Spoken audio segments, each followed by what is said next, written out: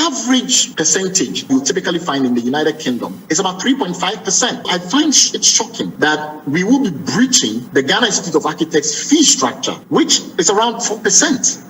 We have details as a procurement specialist argue there was no basis for government to select Ajayi and Associates on a single source basis for the National Cathedral project. Do you consider the National Cathedral to have met the legal requirements for single sourcing of its architect? Absolutely not. And I've said that to ask why the hell the PPA approved it. That's coming up on Top Story, brought to you by Vodafone.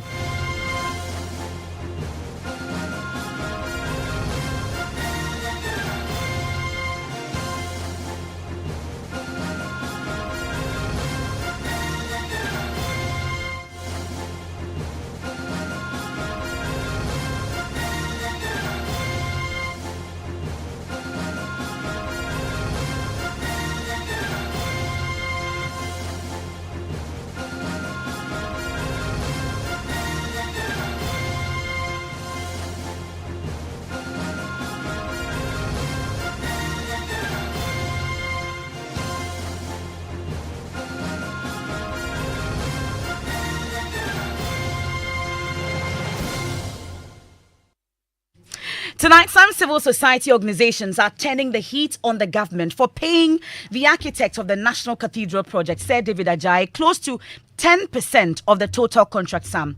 Ajayi and Associates have been paid 32 million cedis as consultancy fees, which represent about 10% of the total cost of the National Cathedral project. Speaking on Newsfile over the weekend, Vice President of Imani, Bright Simmons, explained that the scale of fees for architects in Ghana and even the UK is nowhere near the amounts that have been paid to Sir David Ajayi by the government of Ghana. Quite surprised to learn that huge amounts of money is being given to Sir David Ajayi upfront, on top of the amount of money that he's charged. From the documents that we have now, about $22 million, which was nearly 10% of project cost. It's monstrous. The average percentage for project cost that you typically find in the United Kingdom is about 3.5%. We have a situation where we're paying, and that's for design and build. We are paying not just design, to be very clear. We are paying almost 10% to Sir David Ajayi. And nobody doubts his competence, nobody doubts his talent. But this is inflationary pricing, which we must talk about. What is the UK, the Ghanaian guidance when it comes to architectural fees? And here also, I find it shocking that we will be breaching the Ghana Institute of Architects fee structure, which is around 4%. So we're going to about 10%. What is it about Sir David Ajayi that means that we must pay so much when the project scale is such that typically we need to be compliant with guidance? Because it's a big project, so it's making a lot of money. So that's a challenge. Architectural design fees should be about 1%. We've paid $6 million, like as much as more than 6% of the project cost. And that is like 5 times or more what the guidance will suggest for just the schematic diagrams and the early concepts. And that is problematic. The other thing we have a challenge with is this new pattern whereby the government is consistently single sourcing large projects to a single architect. It's unusual. We've not had it in this country. We've not seen that. What has all of a sudden changed? We appreciate the fact that Sir David Ajayi is a global architect of international renown. But he's been practicing for years. Since 2000, he's been famous around the world. Why is it that all of a sudden in 2020 or 2018, 2019 onwards, we are seeing massive projects being awarded to him without design competition? As I've said, we have immense regard for his talent. We have immense regard for his competence. But the way in which the country's money is being funneled, to his studio raises eyebrows. And I think Sir David Ajayi himself would not begrudge us.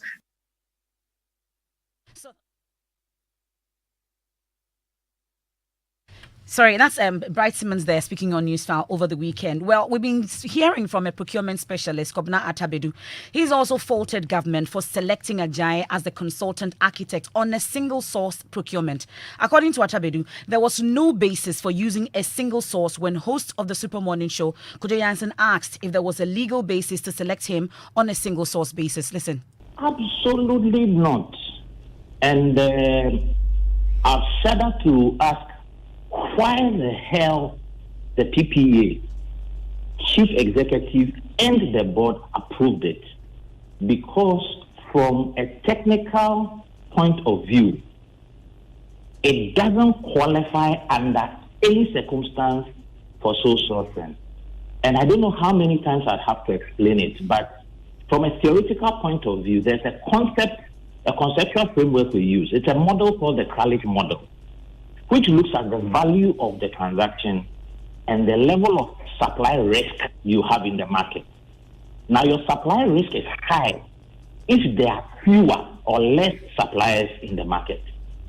And the question you should ask yourself is that, do we have a limited number of architects in this country on the roll?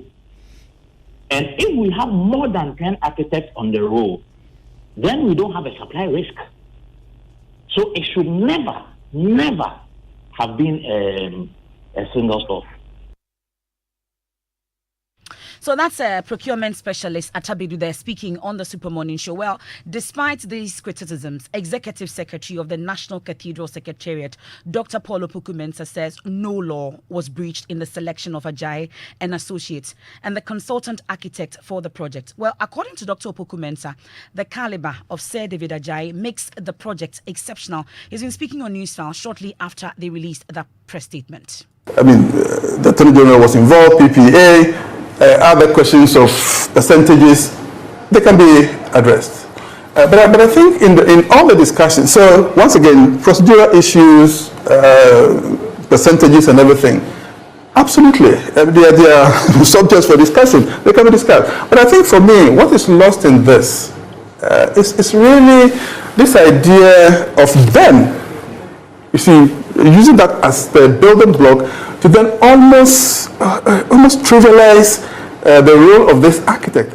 I mean, I remember some of the discussions I've had on the National Cathedral project, like this museum. I mean, this is the leading museum. I remember when I went there.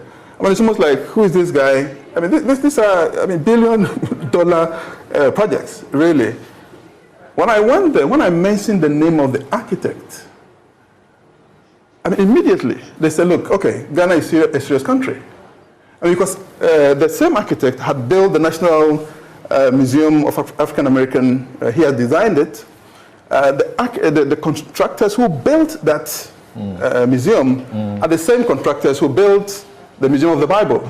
So I remember the first time I went, the senior vice president of the construction company, Clarks, Brian Frege, was there. I mean, when they just, so sometimes I do understand, I mean, in a country where we have so much, that when you hear some of these figures, but what normally, and I'm not, David can defend himself, the government can defend the contract for him, but there's something that gets lost, that sometimes you attract some of these names. I mean, when David came here alone, I mean, look at the number of people who've come, including Dave Chappelle. I mean, says, look, I want him to build a house for me in Ghana. Look, even the house you build for him, even cover the cost of his design. But he attracts, there are people like him who almost help to, I'm sorry for my use of the word again, elevate whole industries.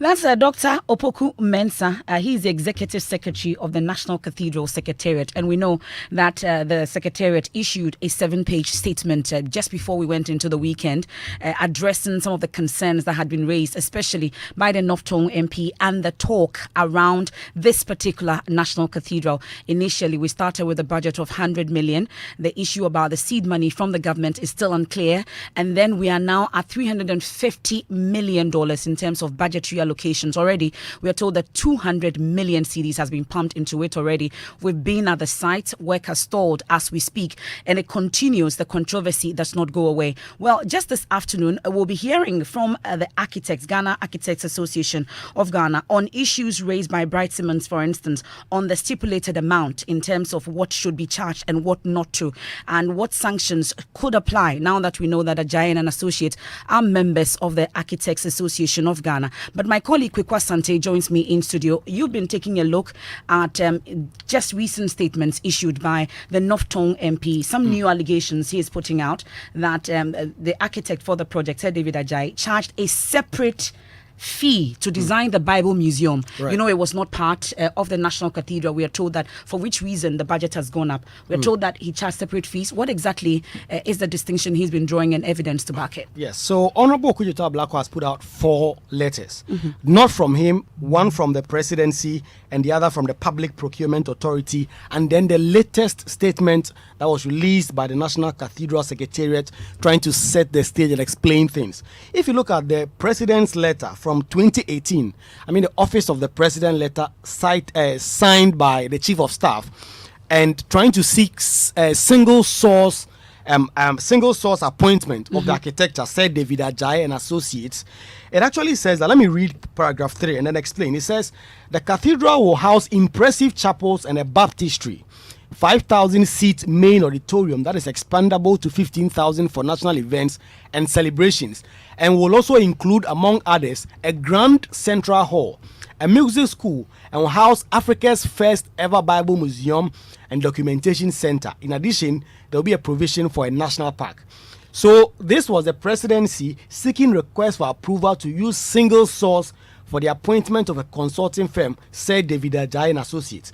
The total budget for this was supposed to be $23,750,000. And the scope of the project was supposed to include a Bible museum that was paid to, said David Ajayi. We know that government has since made this payment. If you look at the latest, and actually this request that went to the Public Procurement Authority was approved. The presidency was seeking to pay, said David Ajayi and Associates, $23.75 million to design a national cathedral and ancillary facilities, including the Bible Museum.